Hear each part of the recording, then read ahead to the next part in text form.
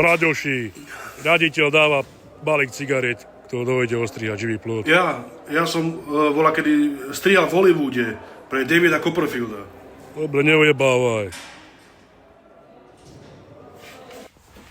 Tohto ste na čo volali? Nič nevie, len plakať do vankúša v noci. Dobre, lebo ty si profík, nie?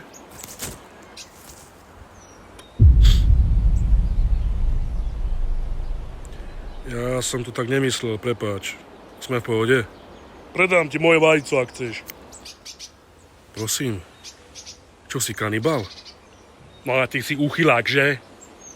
Však moje vajko ti chcem predať. Ja, tak prepáč, ale to však vieš, ak to tu chodí v base. A za koľko? Za 2 pusy. Stráž!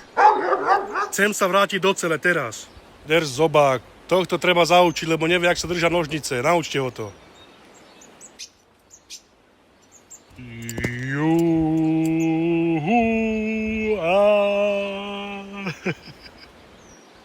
Ježišmária. Chcem ísť domov. Počúvaj, vie sa byť? Trošku. Ty kokot.